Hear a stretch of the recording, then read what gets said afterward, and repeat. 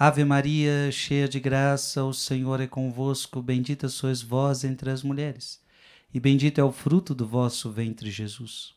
Santa Maria, Mãe de Deus, rogai por nós, pecadores, agora e na hora de nossa morte. Amém. Seja muito bem-vindo, lembrando que eu estou utilizando o livro A Vida de Moisés, escrito por São Gregório de Nissa, tá? Nós hoje estamos na página 19 e nós vamos falar sobre um dos maiores episódios do Antigo Testamento, a sarça ardente. Começamos, aliás, pela sarça ardente. Nesses dias, nessas pregações, nós vamos estudar a história de Moisés, que talvez você nunca leu, talvez você nunca se dedicou a esta leitura. E por isso que eu quero começar lendo com você a própria Sagrada Escritura. Então, antes de a gente ir para São Gregório de Nissa, eu quero que você pegue a sua Bíblia e nós vamos ler em Êxodo, capítulo 3, versículo de 1 em diante, tá bom? Lembra que ontem nós falamos que Moisés, ele foi para um lugar deserto, né? Foi ameaçado de morte e foi para um lugar deserto. E nesse lugar deserto, que eu dizia para vocês na pregação de ontem, no deserto é o lugar que Deus quer falar com a gente. Aliás, é por isso que Deus te trouxe ao deserto, é por isso que nós estamos nessa quaresma. Quaresma é tempo de ir ao deserto, porque Deus quer falar com a gente. Então vamos ver o que aconteceu. Moisés apacentava o rebanho de Jetro, seu sogro, sacerdote de Madiã. Um dia em que conduzira o rebanho para além do deserto, chegou até a montanha de Deus, Horebe. O anjo do Senhor apareceu-lhe numa chama que saía do meio de uma sarça. Moisés olhava, a sarça ardia, mas não se consumia. Vou me aproximar, disse ele consigo, para contemplar esse extraordinário espetáculo e saber por que a sarça não se consome. Vendo o Senhor que ele se aproximou para ver, chamou do meio da sarça. Moisés, Moisés, eis-me aqui, respondeu ele. E Deus disse, não te aproximes daqui. Tira as sandálias dos pés, porque o lugar em que te encontras é uma terra santa. Eu sou, ajuntou ele, o Deus do teu pai, o Deus de Abraão, o Deus de Isaque, o Deus de Jacó. Moisés escondeu o rosto e não ousava olhar para Deus. Gente, que impressionante essa palavra, né? O que nós estamos vendo aqui? Deus está se manifestando poderosamente para Moisés. Através de uma sarça, que a qual até inclusive o nosso livro aqui tentou dizer, uma sarça começou a pegar fogo e ela não se consumia. A sarça ardia, mas não se consumia. Moisés, eu estou mostrando o livro para você tentar imaginar o que Moisés ele viu. Uma sarça que ardia, mas não se consumia. E Moisés falou, vou me aproximar para contemplar esse extraordinário espetáculo. E saber por que essa sarça não se consome. E aí Deus começou a falar com Moisés, minha gente. Moisés, Moisés. E Moisés responde, eis-me aqui. E aí Deus começa, não te aproximes daqui. Tira as sandálias dos pés, porque o lugar que você está é terra santa. Gente, Deus estava se manifestando para Moisés. Por isso o lugar que você está é terra santa. Qual é o respeito que você deve se aproximar? Aqui nós já temos um ensinamento precioso. Quando nós nos aproximamos de coisas santas, nós precisamos nos aproximar com respeito. Qual é o respeito que eu devo ter quando eu entro numa igreja? Qual é o respeito que eu devo ter quando eu estou diante de uma imagem sagrada? Qual é o respeito mais ainda que eu devo ter ao Santíssimo Sacramento, que segundo a Igreja Católica Apostólica Romana, o Santíssimo Sacramento, a Eucaristia, é o corpo físico de Jesus Cristo. Tira as sandálias dos pés, porque o lugar que você está é santo. Ora, quando eu me aproximo da Eucaristia, sem dúvida alguma, aquele território se torna um território santo. Por isso que a igreja é um lugar sagrado. Toda a igreja católica, a maioria delas, guarda o Santíssimo Sacramento, a presença de Deus, a sarça ardente. Eu poderia até dizer que o sacrário é uma sarça ardente, a qual Deus fala conosco, assim como Moisés ouviu. Moisés, Moisés, na sarça ardente do sacrário, nós também ouvimos Jesus dizer: Frei Gilson, Frei Gilson, o seu nome. Eis-me aqui, Moisés disse. O Senhor disse: eu vi a aflição do meu povo que está no Egito. E ouvi os seus clamores por causa de seus opressores. Sim, eu conheço os seus sofrimentos. Eu desci para livrá-lo da mão dos egípcios e para fazê-lo subir do Egito para uma terra fértil e espaçosa, uma terra que emana leite e mel, lá onde habitam os cananeus, os heteus, os amorreus, os ferezeus, os heveus e os jebuseus. Agora eis que os clamores dos israelitas chegaram até mim, e vi a opressão que lhes fazem os egípcios. Vai, eu te envio ao faraó para tirar do Egito os israelitas, meu povo. Moisés disse a Deus: quem sou eu para ir ter com o faraó e tirar do Egito os israelitas? Eu estarei contigo, respondeu Deus, e eis aqui um sinal de que sou eu que te envio. Quando tiveres tirado o povo do Egito, servireis a Deus sobre esta montanha. Moisés disse a Deus: quando eu for para junto dos israelitas e lhes disser que Deus de seus pais me enviou a eles, que lhes responderei se me perguntarem qual é o teu nome? Deus respondeu a Moisés: eu sou aquele que sou.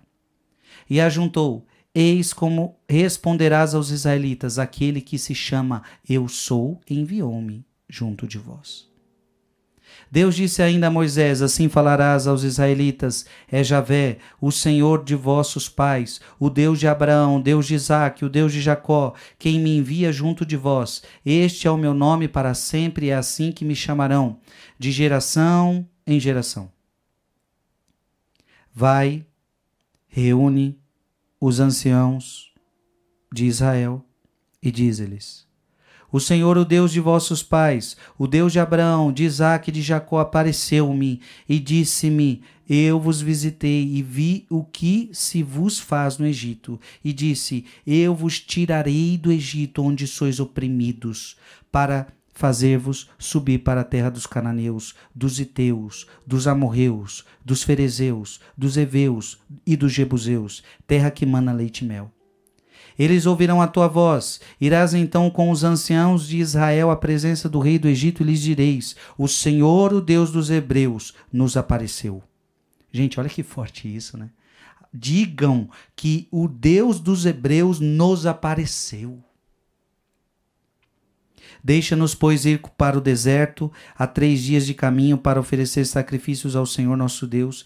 Eu sei que o rei do Egito não vos deixará partir, se ele não for obrigado pela força.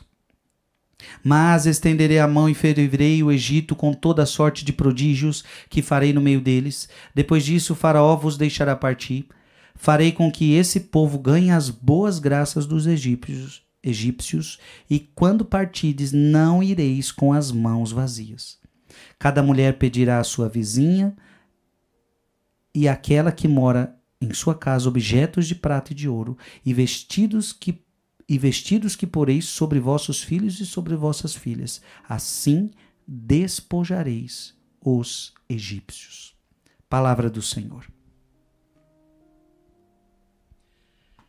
Meu querido irmão e minha querida irmã, fiz questão de ler o texto sagrado porque muitos de nós, muitas vezes, não temos contato mais com a Sagrada Escritura e lemos pouco, principalmente o Antigo Testamento. Agora vamos para Gregório de Nissa, falando a mesma narração. A história conta-nos que, tendo passado por algum tempo nesse tipo de vida, Moisés recebeu de Deus uma aparição avassaladora. Então, Moisés, podemos dizer que ele viu Deus. É claro que esta visão é preciso que a gente entenda. Mas veja, assim como nós vemos Jesus na Eucaristia, diante da Eucaristia nós não estamos diante de Deus, mas os nossos olhos não veem. Mas, ao mesmo tempo, nós vemos. Eu, quando vou diante de Jesus Eucarístico, eu tenho a certeza de que eu vi Jesus. Eu tenho a certeza de que eu vi Jesus. Moisés, nós não sabemos muito bem o que ele viu, a forma que ele viu, mas uma coisa é certa, Deus apareceu para ele. Irmãos e irmãs, este é o nosso Deus. O nosso Deus é um Deus que se revela. Aprenda essa coisa maravilhosa. Deus é um Deus que se revela. Sim, é um Deus escondido. É um Deus inacessível. É um Deus oculto, sim. Mas esse Deus oculto, esse Deus inacessível, esse Deus invisível, ele se mostra a nós. Gente, isso aqui nós estamos falando em Moisés, mas imagina o que vai acontecer quando o próprio Jesus pisar nessa terra. O Deus de Abraão, o Deus de Isaac. Olha que lindo, a gente nessa palavra a gente ouviu, quando perguntarem quem você é, eu digo o quê? Diga eu sou. O eu sou apareceu para você. O Deus de Abraão, o Deus de Isaac, o Deus de Jacó. Eu sou o Deus de Abraão, o Deus de Isaac, o Deus de Jacó. Imagina, meus queridos, quando Jesus pisou nessa terra, dizendo que ele é o Deus de Abraão, o Deus de Isaac e o Deus de Jacó. Tem uma hora no Evangelho que Jesus fala isso para os fariseus. Antes que Abraão existisse, eu sou. Eu sou o Deus de Abraão, o Deus de Isaac e o Deus de Jacó.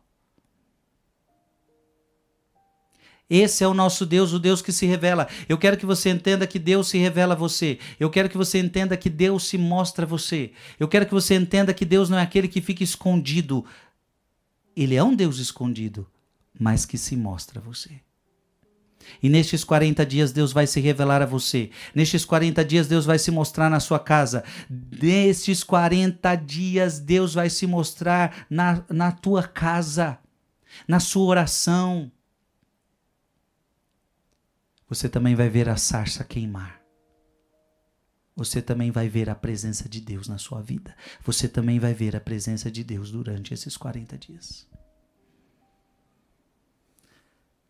Ao meio-dia, uma luz mais brilhante que a luz do sol deslumbrou seus olhos.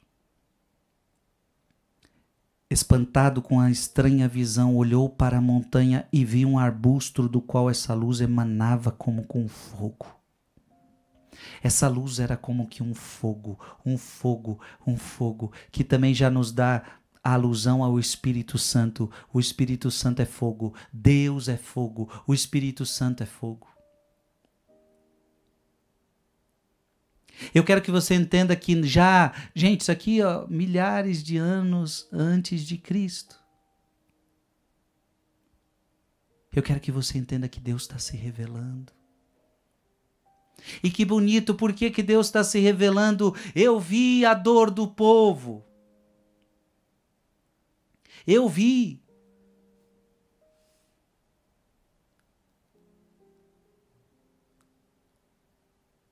Essa palavra é linda. Eu vi a aflição do meu povo que está no Egito. Eu vi, Deus está falando, eu vi a tua aflição, eu vi a tua tristeza, eu vi tua dor. Irmão, irmã, Deus é aquele que vê a sua dor. Nunca pense, Deus me abandonou, Deus não está enxergando a minha vida. Deus te vê onde ninguém te vê. Deus te enxerga onde ninguém enxerga. Deus conhece a tua dor, meu filho. Deus conhece a tua aflição. Lembrar que o Egito aqui a gente pode entender que é uma situação de pecado. Deus nos viu numa situação de pecado, afastados dele. Os ramos desse arbusto eram verdes como se as chamas fosse uma espécie de orvalho. Ele disse a si mesmo: verei este grande espetáculo. Assim que disse isso, não recebeu mais a maravilha da luz apenas com a sua visão, mas, o que é mais surpreendente de tudo, sua audição também foi iluminada pelos raios de luz. Gente, que fantástico. São Gregório de Nissa está dizendo: Moisés não só viu. Então Moisés teve uma visão. Moisés viu uma sarça que ardia, mas não se consumia. Mas Moisés também ouviu. Nessa quaresma você é capaz de ver, você é convidado a fazer essa experiência de ver e de ouvir. Lembre-se, meu irmão e minha irmã, que esse é o primeiro mandamento: ouve Israel, porque para Deus se manifestar, nós vamos precisar ouvi-lo. Nós vamos precisar ouvi-lo. Moisés precisava ouvir Deus, e o que mais o nosso mundo de hoje está precisando é ouvir Deus. Nós estamos perdendo a capacidade de ouvir Deus. Nós estamos perdendo a capacidade de ver Deus, nós estamos perdendo a capacidade de ouvir Deus. Deus é aquele que quer ser visto, Deus é aquele que quer ser escutado, minha gente. Mas nós estamos perdendo a capacidade de ver Deus, porque os nossos olhos de hoje estão muito focados nas coisas do mundo, e os nossos ouvidos de hoje estão também muito tapados pelas coisas do mundo. É por isso que Deus atraiu Moisés para a montanha. É por isso que Deus atraiu Moisés para o deserto. Porque só no deserto você pode ver Deus. Só no deserto você pode ouvir a voz de Deus. Em outras palavras, eu quero dizer que é muito difícil ver Deus no meio da agitação deste mundo. É muito difícil ouvir Deus no meio da agitação do mundo. No meio do barulho do mundo. A graça da luz foi distribuída a ambos os sentidos, iluminando a visão com raios brilhantes e a audição com ensinamentos imaculados. Deus quer iluminar a tua visão. E Deus quer iluminar a tua audição. Os nossos sentidos que foram contaminados pelo pecado. Os nossos sentidos que foram contaminados pelo pecado, eles agora precisam ser iluminados por Deus. Gente, isso aqui é uma outra coisa poderosa. Os nossos sentidos, a nossa visão agora que é pecado, a nossa audição agora que é pecado, todos os nossos sentidos querem pecado, mas você é convidado a, Deus quer iluminar, Deus quer santificar, Deus quer purificar os nossos sentidos. Meu irmão e minha irmã, que graça nessa quaresma se a gente conseguir fazer isso. É muito importante você usar o período quaresmal para a purificação dos sentidos. Porque eu repito, os teus sentidos foram envenenados. Os meus sentidos foram envenenados. A gente agora não olha com mais pureza como antes do pecado. A gente não escuta com mais pureza como era antes do pecado, ou seja, os nossos sentidos foram contaminados, todos eles. E quaresma é tempo de a gente purificar os nossos sentidos. Os teus olhos, teus ouvidos, a tua língua, tua boca, o teu tato,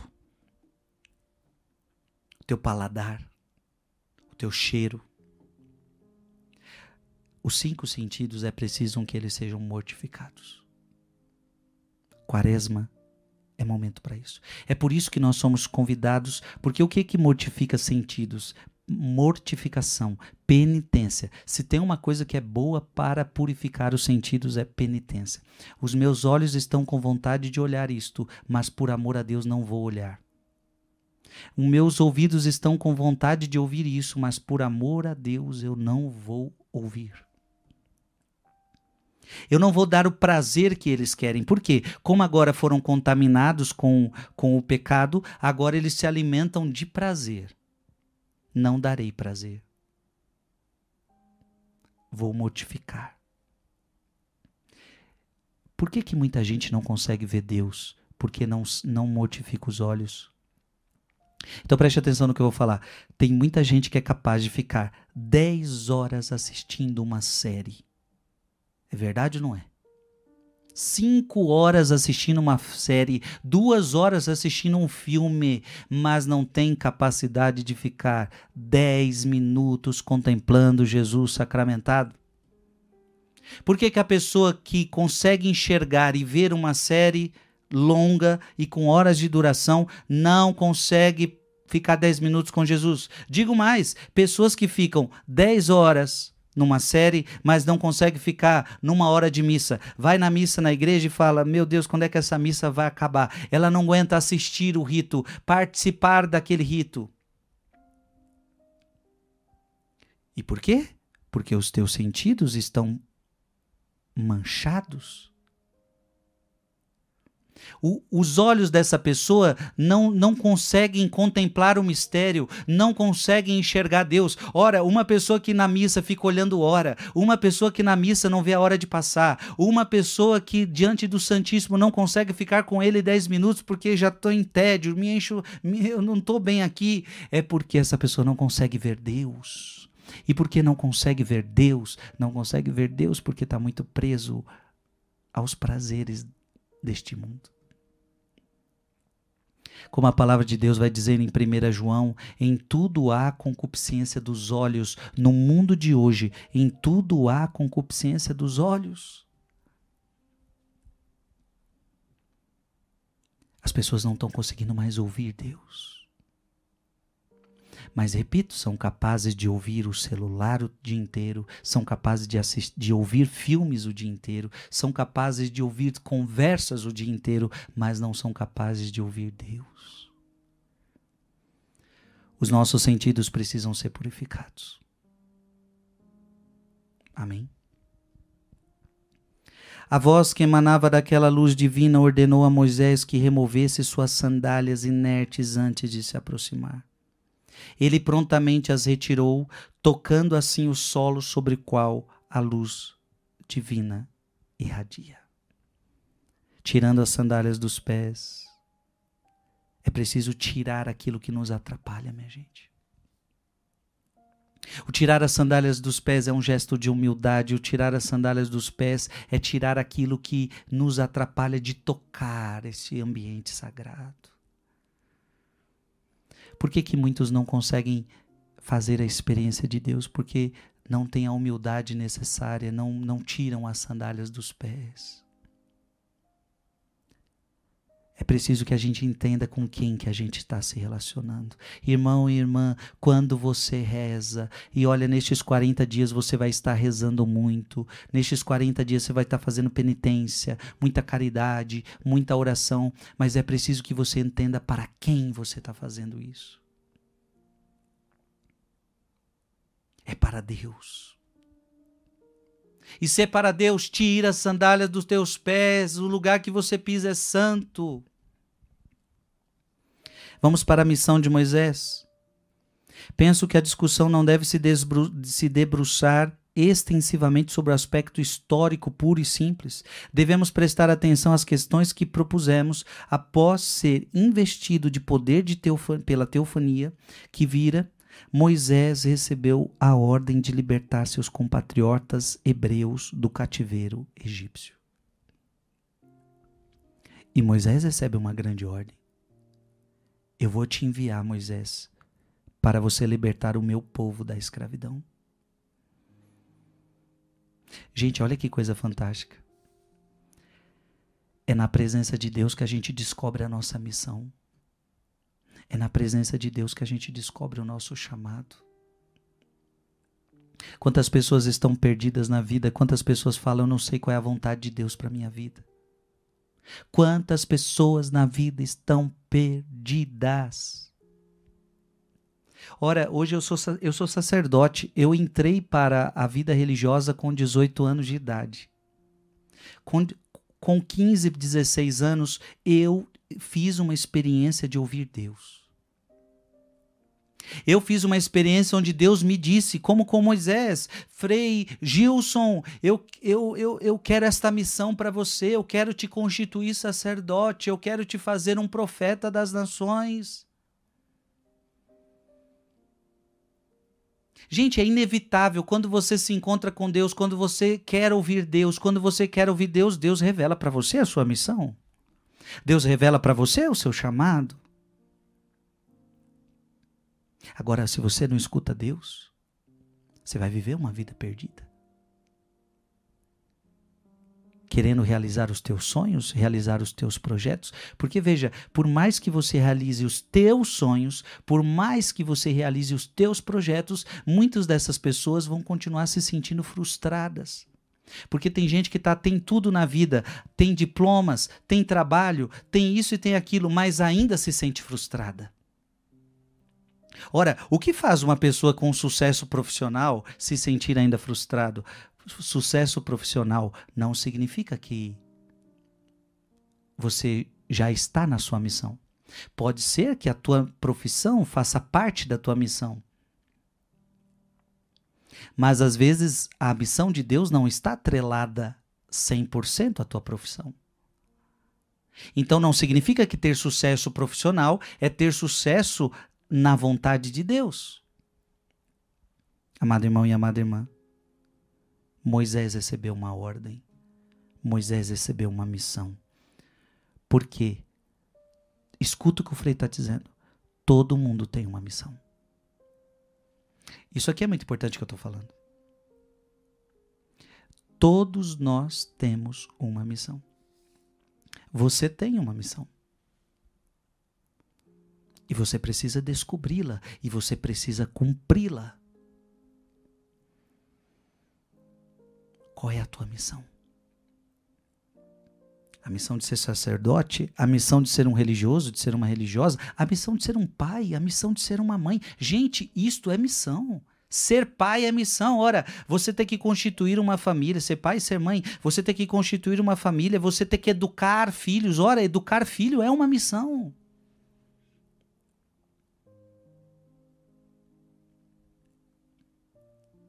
E quantas outras missões Deus pode te dar? A missão de Moisés era libertar o povo do cativeiro. Para que pudesse compreender mais plenamente a força implantada nele por amor por Deus, pôs à prova o mandamento divino com os objetos que tinha em mãos. Este foi o teste. Quando o cajado caiu de sua mão, transformou-se em uma serpente. Quando pegou novamente, voltou a ser cajado. Quando retirou a mão do seu seio, esta parecia-lhe branca como a neve, mas quando a colocou de volta, voltou à cor natural. E aí, eu já estou me referindo, você fala, nossa, Frei, mas essa parte você não leu na Bíblia. Se a gente quisesse ler na Bíblia, olha aqui, Êxodo capítulo 4, versículo 1, Moisés respondeu, eles não me crerão, nem me ouvirão, e vão dizer que o Senhor não me apareceu. Ninguém vai acreditar que o Senhor apareceu para mim. Gente, Moisés está conversando com Deus, dá para entender isso? Porque esse é o nosso Deus. É um Deus onde você pode dialogar com Ele. É um Deus que você pode se relacionar com Ele. Aliás, é um Deus que a gente quebrou relacionamento em Adão e Eva e agora Deus está fazendo de tudo para voltar ao relacionamento com o ser humano. Nunca se esqueça disso. O que nós estamos vendo aqui é um Deus. Não é Moisés que foi até Deus, não. Foi Deus que veio até Moisés, porque Deus quer reconstituir o relacionamento com o ser humano. Porque Deus andava com Adão e Eva no jardim, Deus conversava com Adão e Eva no jardim, mas Adão e Eva foram expulsos do paraíso. Agora, este Deus vai ao encontro do ser humano através de Moisés e começa a conversar com Moisés. Isso é impressionante. O Senhor disse-lhe: o que tens na mão? Uma vara, joga por terra. Ele jogou por terra e a vara transformou-se numa serpente, de modo que Moisés recuou. O Senhor disse: estende tua mão e tomas pela cauda. Ele estendeu a mão e tomou, e a serpente tornou-se de novo uma vara em sua mão.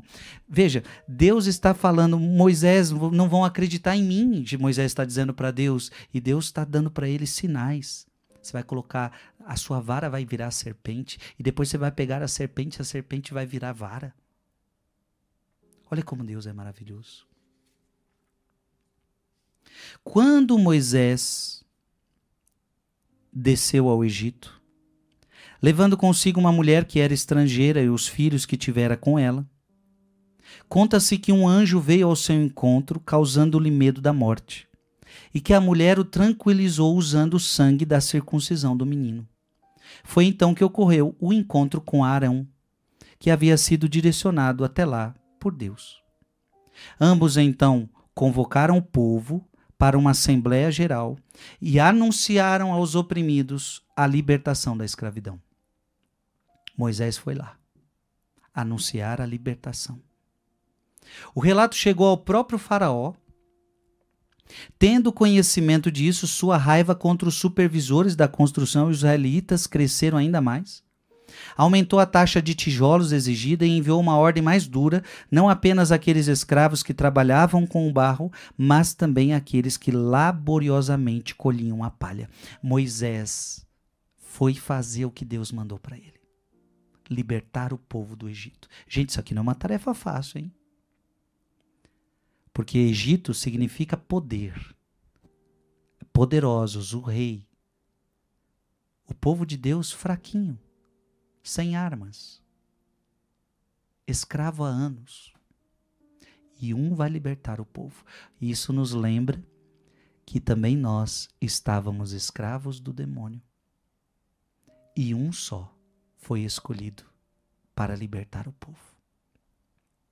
Aqui nós estamos, veja, por um só homem veio a desgraça, Adão.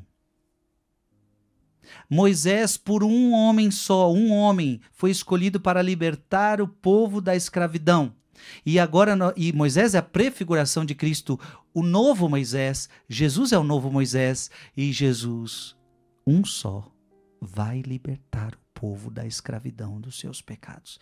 E se Moisés anuncia a libertação, Cristo também começou fazendo isso, anunciando o reino, anunciando a libertação do seu povo.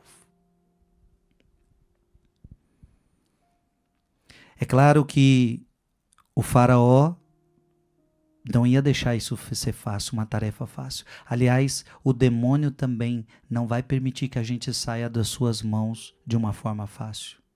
Nunca se esqueça disso. Deus quer nos libertar das garras do demônio, mas o demônio não vai deixar a tarefa ser fácil. Não vai. E quando uma pessoa é possuída pelo demônio, é muito difícil de sair. Porque o demônio vai tentar segurar, o demônio vai tentar de tudo para você não se libertar. Diz a palavra que sobre Maria Madalena havia 7 demônios. Ou seja, o que os demônios fizeram para essa mulher viver escrava? Jesus liberta Maria Madalena, mas deu trabalho. Mas não se preocupe, porque Deus sempre sairá vencedor. O demônio esperneia, o demônio dá trabalho. Veja, o faraó começou a ter várias, cresceu a ira dele, aumentou a taxa dos tijolos, começou a oprimir mais ainda o povo. E talvez você que está numa vida atrelada ao demônio, você que está numa vida ainda de pecado, você que está numa vida de escravidão a Satanás, e não tenha medo de reconhecer isso, viu? Porque quando eu falo isso, alguém pode estar falando, não, Deus me livre. Não, não tenha medo de reconhecer sua escravidão ao demônio. Porque se você está numa vida afastado de Deus, se você está numa vida de pecado grave, então sim você está escravo do demônio. Não tenha medo de reconhecer, porque reconhecer isso é o princípio da tua libertação. Se você está numa vida assim, o demônio vai, contudo, com grande ira, para não deixar você sair da mão dele. Mas não se preocupe, porque quem está te libertando não é Frei Gilson, quem está te libertando não é Moisés, mas quem está te libertando é o Deus de Moisés. Deus é aquele que pode te libertar do demônio. Deus é aquele que pode te libertar deste pecado que você está vivendo. Desse pecado que você está vivendo. Porque numa vida de pecado grave, o diabo tem poder sobre nós. O diabo não tem poder, mas o diabo tem um poder que nós damos a ele. E às vezes você está no pecado do adultério, por exemplo, Deus quer te libertar deste pecado, da prostituição, da mentira, da inveja, da fofoca, da raiva, da mágoa no coração, do sexo fora do casamento, do sexo fora da bênção de Deus. Deus quer te libertar, meu irmão e minha irmã, do seu pecado, da sua escravidão do demônio. Tudo que nós estamos vendo aqui, nunca se esqueça, que é a libertação de um povo, mais do que de um faraó, é a libertação de um povo da garra do demônio. E Jesus fez isso por nós.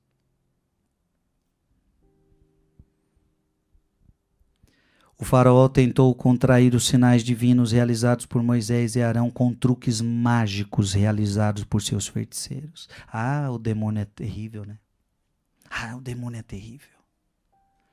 Para não impedir que você saia da mão dele, ele vai te confundir. Ele vai te confundir. E o demônio, ele sempre imita Deus. Futon Shin vai dizer que o demônio é um macaco de Deus. Sabia disso? O macaco no sentido de aquele que... Já viu aqueles macacos que ficam imitando? O demônio é um macaco de Deus, ele imita Deus. Ele não pode nada, ele não tem poder, ele não tem criatividade. Então, se Moisés faz uma vara se transformar em serpente, o diabo vai querer fazer a mesma coisa. E olha, preste atenção no que eu vou lhe dizer. O demônio tem enganado muita gente, mostrando que ele está em determinado lugar, mas na verdade Deus não está ali. E olha o que a gente devia se atinar. O faraó tentou contrair os sinais divinos realizados por Moisés e Arão com truques mágicos, realizados por seus feiticeiros. Aqui está um grande sinal para a gente ver se Deus está ali ou não. Deus não trabalha com mágica. Eu não estou falando daquela mágica de brincadeira, que um palhaço ou que um mágico fala para uma criança, olha, vê se você encontra aqui e tal. Não estou falando dessa mágica de brincadeira. Eu estou falando de magia. E você sabe do que eu estou falando.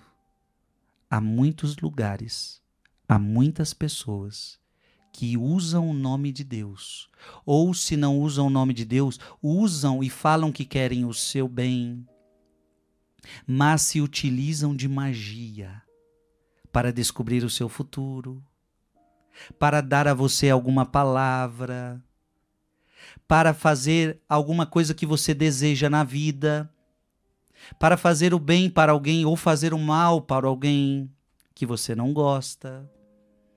Deus não trabalha com magia.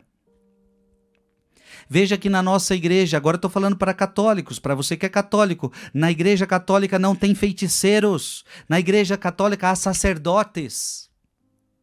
Na igreja católica, na igreja cristã, há profetas, há homens de Deus, não há feiticeiros. Não há truques mágicos, há oração. E por que tem truque mágico? E por que tem feiticeiro? Porque o demônio é um macaco de Deus, o demônio está tentando imitar Deus, o demônio está tentando confundir. E preste atenção no que eu estou te dizendo agora.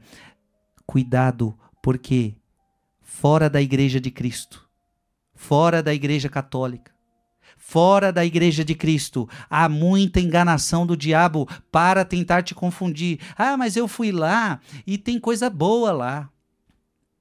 Ah, eu fui não sei na onde e tem coisas que tem na nossa igreja. É isso. Se lá tem coisas que tem na nossa igreja, é para te confundir. Não é porque lá está correto. E eu não estou dando nem nomes hoje, viu? Não vou nem ficar falando nomes. E não estou faltando com respeito a quem quer fazer outra coisa que não seja a igreja católica. Eu não estou faltando com respeito para eles. Nós os respeitamos, cada um faz da sua vida, vai seguindo o que quer, o que acredita, mas isso não significa que está certo. Não é porque todo mundo está fazendo uma determinada coisa que aquilo passou a ser certo. Não é porque todo mundo faz o errado que o errado passa a ser certo. E nunca se esqueça que o diabo tenta confundir. Eu estou pregando para vocês o Deus que se revelou. Eu estou pregando para vocês sobre o Deus de Moisés, o Deus verdadeiro, minha gente. E esse Deus verdadeiro você não encontra em qualquer lugar. Esse negócio de que qualquer lugar tá bom, importante, todo mundo segue o mesmo Deus, e placa de igreja não salva ninguém, e qualquer lugar o importante é você se sentir bem. Isso não tá certo. Não é assim não, meu irmão, não se deixe enganar. Qualquer lugar tá bom, qualquer igreja tá certo, qualquer religião tá boa, Não. Eu quero que você entenda que há uma verdade, há um Deus que se revelou. E você não pode dizer que esse Deus que se revelou para Moisés é mentira. E olha, vai ser lindo demais, porque o Deus... Será que eu acho aqui? Vamos ver se eu acho. Vai ser difícil eu achar essa que eu quero.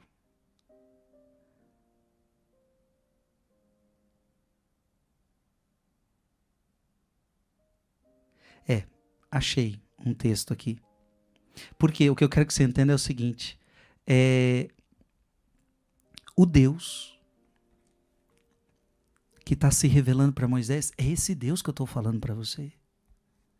Não é o Deus que eu criei. Não é o Deus que eu criei. Esse é o Deus que se revelou. Esse é o Deus verdadeiro.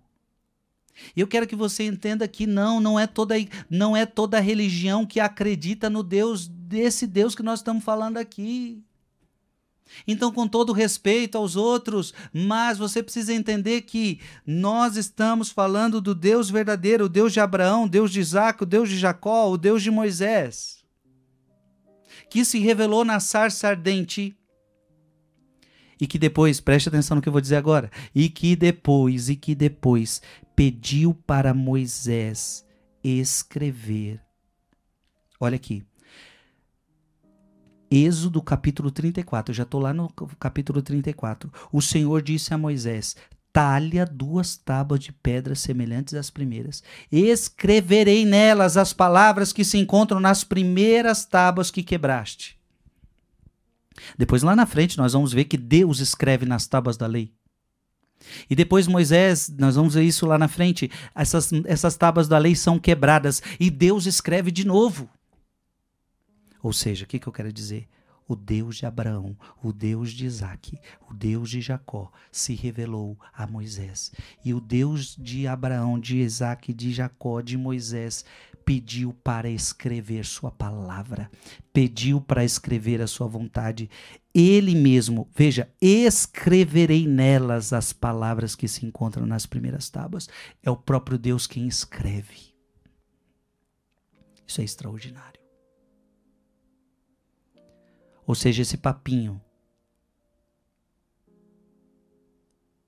de que tudo é Deus, de que Deus está em toda qualquer religião, mas quantas não acreditam neste Deus que eu estou falando com vocês aqui hoje? Quantos não acreditam nessa palavra? Eu estou querendo dizer o seguinte, que o Deus de Moisés deixou uma palavra escrita. Escreverei, olha esse verbo, escreverei, Êxodo 34, versículo 1, escreverei, Deus escreveu. Deus deixou uma palavra escrita. Então eu quero que você entenda, católico, cristão, nós não é nossa palavra, é a palavra de Deus. E eu, como cristão, eu quero me relacionar com este Deus que se revelou a Moisés. Eu quero me relacionar com o Deus que pediu para Moisés escrever. Mas não só que Moisés escreveu, mas que o próprio Deus escreveu nas tábuas da lei. É nesse Deus que eu creio. É diante desse Deus que nós vamos ficar aqui 40 dias.